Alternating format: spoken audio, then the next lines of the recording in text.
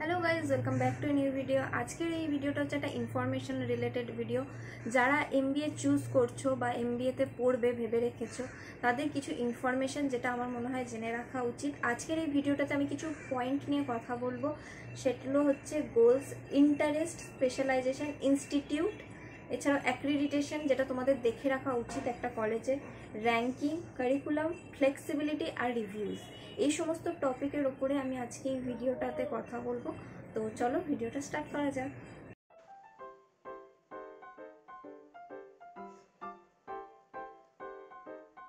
ফার্স্টেই হচ্ছে গোলস।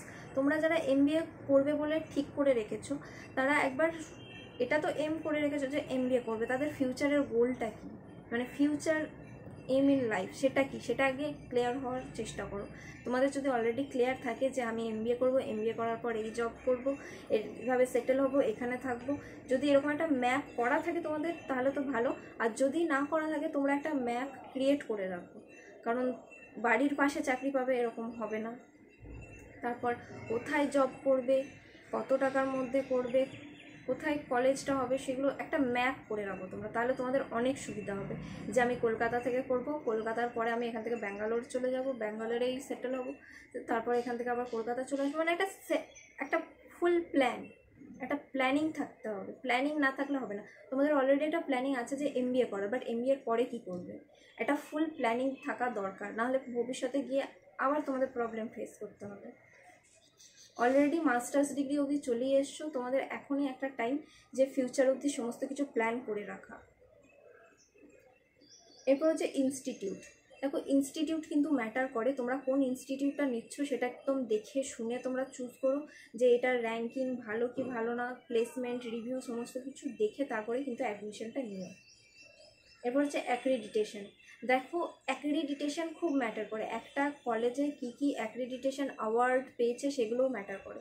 একটা ব্রোকিওরে দেখবে লেখা থাকে যে এই অ্যাওয়ার্ড পেয়েছে, এই অ্যাওয়ার্ড পেয়েছে, সেগুলো একবার ভেরিফিকেশান করে নিও, বা গুগলে সার্চ করো যে এই কলেজটা কী কী অ্যাওয়ার্ড পেয়েছে, তোমরা ওটাতে অনেক কিছু জানতে পারবে।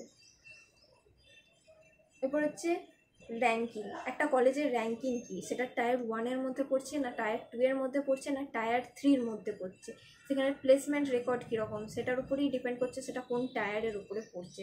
সো এই কোন টায়ারের কলেজে ভর্তি হচ্ছে সেটা অবশ্যই দেখে নিও। টায়ার 3 থেকে টায়ার 2ই ভালো। এরপর হচ্ছে অ্যালুমিনি।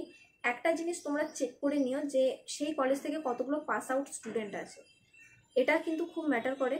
কারণ ভবিষ্যতে তোমরা যখন একটা কর্পোরেট লাইফে যাবে, সেখানে যদি তোমার কলেজেরই স্টুডেন্ট বেশি থাকে বা তোমার কলেজেরই বেশি বেশি স্টুডেন্ট তোমরা দেখতে পাও, সেক্ষেত্রে তোমারও ভালো হবে।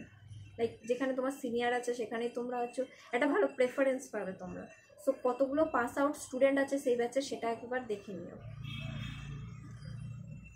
এরপর হচ্ছে রিভিউজ। দেখো, কোনো কলেজে ভর্তি হওয়ার আগে সেই কলেজের রিভিউজটা অ্যাটলিস্ট দেখে নিও। তোমরা গুগলে থেকে দেখতে পারো, বা কোনো স্টুডেন্ট সেই কলেজে পাস করেছে তাদের কাছ থেকেও দেখতে পারো। যারা পাস আউট ব্যাচ তাদের সাথে কথা বলতে পারো।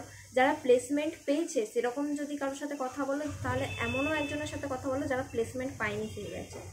শুধু একজনের সাথে কথা বলে তোমরা কিন্তু জানতে পারবে না। যেরকম তুমি একজন প্লেসমেন্ট পেয়েছে তার সাথে কথা বলে একটা রিভিউ নাও, আর যারা প্লেসমেন্ট পায়নি তাদের সাথে কথা বলে একটা রিভিউ নাও।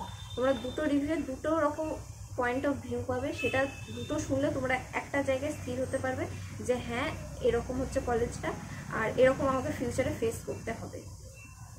তো আজকের ভিডিওটা এটুকুই। যদি তোমাদের ভালো লেগে থাকে অবশ্যই লাইক, শেয়ার এবং সাবস্ক্রাইব করে দিও।